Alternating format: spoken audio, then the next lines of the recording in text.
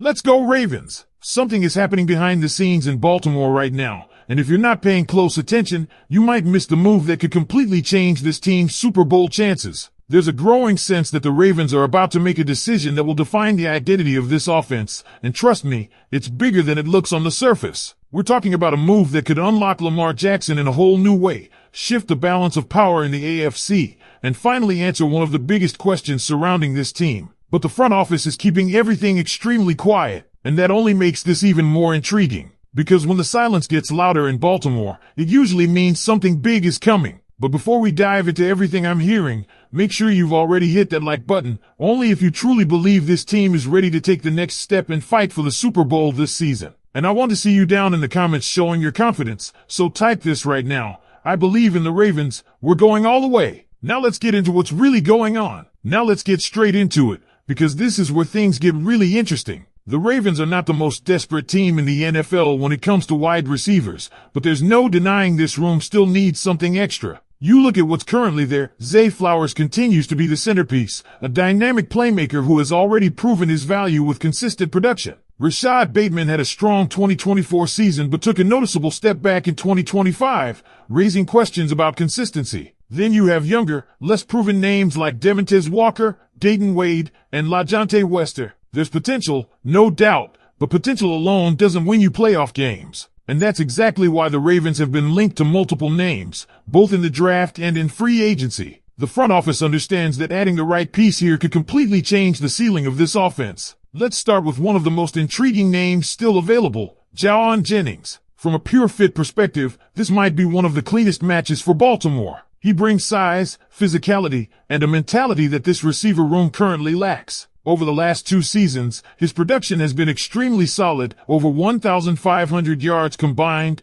double-digit touchdowns, and consistent reliability as a secondary option. He's not flashy, he's not going to outrun everyone, but he plays with an edge. He fights for every yard, refuses to go down easily, and brings that dog mentality that can elevate an entire unit. Now, shifting to a completely different type of player, Tyreek Hill. This is where things get complicated. On talent alone, there's no debate. But the fit, that's where questions begin. His playstyle overlaps heavily with Zay Flowers' speed, quickness, explosiveness after the catch. Adding another similar profile might not be the most balanced approach for this offense. And then there's the major concern, health. Coming off a serious knee injury that ended his season early, teams are understandably cautious. This feels like a situation that could extend beyond the draft, where franchises wait for more clarity before making a move. Then you have Deebo Samuel, a player who brings versatility unlike almost anyone else. Even if he's lost a step, his ability to line up in multiple spots, contribute in the run game,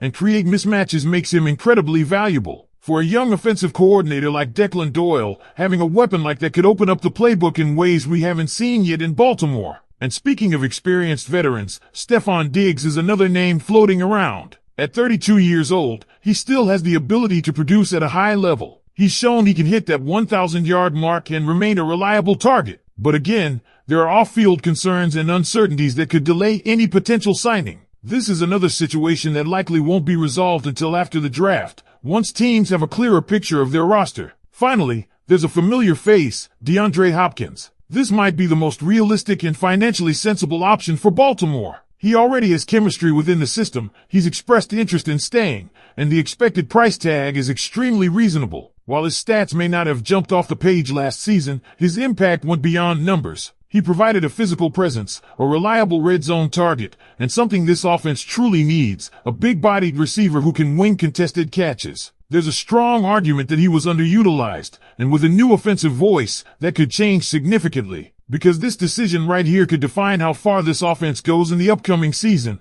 and I'm telling you, the front office knows exactly what's at stake. When you look at all these options together, it becomes clear that Baltimore isn't just looking for talent, they're looking for the right identity fit. This isn't about stacking big names just for headlines. It's about building a wide receiver room that complements what this team already does best, and more importantly, what it needs to improve if they want to seriously contend for a Super Bowl. Let's think about it from a bigger picture perspective. If the Ravens go after someone like Jauan Jennings, what they're really saying is, we want toughness, reliability, and balance. He's the kind of player who doesn't need 10 targets a game to impact the outcome. He blocks, he fights, he makes the dirty plays that don't always show up in the stat sheet. And those are exactly the kind of details that matter deep in January. Now if they decide to wait and take a swing on someone like Tyreek Hill or Stephon Diggs after the draft, then the message completely changes. That becomes a high-risk, high-reward strategy. You're betting on elite talent overcoming uncertainty, whether that's health or off-field situations. And if it works, you're talking about an offense that becomes nearly impossible to defend. But if it doesn't,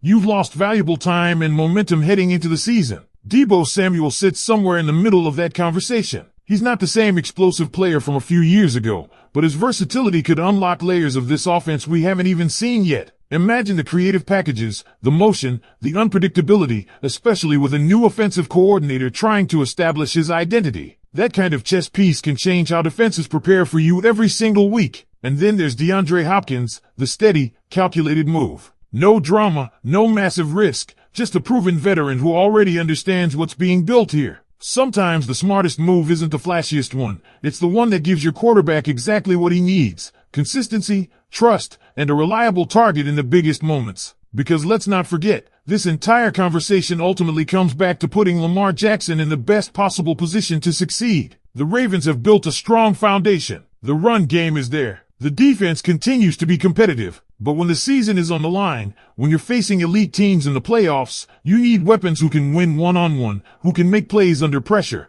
and who can shift the momentum of a game in a single drive. That's what this decision is really about. And here's the part that should have every Ravens fan paying close attention, the timing. With the draft right around the corner, there's a real chance Baltimore makes a move before then to ease the pressure on their draft strategy. If they sign someone now, they gain flexibility. They're not forced to reach for a receiver early. They can let the board fall to them. But if they wait, they're gambling on how the draft unfolds. And we've seen how unpredictable that can be. So as we move closer to draft night, keep your eyes on this situation. Because one move, just one, could completely reshape this offense heading into the 2026 season. Now I want you to do two things. First, make sure you're subscribed to the channel, hit that like button, and turn on notifications so you don't miss any updates, especially with the draft coverage coming up. And second, check out the video that's on your screen right now, because it dives even deeper into what the Ravens might do next. And this is where everything starts to come into even sharper focus, because there's one layer to this situation that we haven't fully unpacked yet, and that's how this decision at wide receiver connects to the long-term vision of the Baltimore Ravens. This isn't just about plugging a hole for one season. This is about building something sustainable around Lamar Jackson. Because when you look at the elite teams across the league, the ones that consistently compete year after year, they don't just rely on one type of weapon. They build complete arsenals, different skill sets, different profiles, different ways to attack a defense. And right now, the Ravens are close, but not quite there yet. Zay Flowers gives you explosiveness. That's your spark. But where's your physical dominance on the outside? Where's your guaranteed third down conversion? Where's your red zone mismatch that defenses simply can't stop? That's what this move is supposed to answer. And internally, you have to believe the Ravens are asking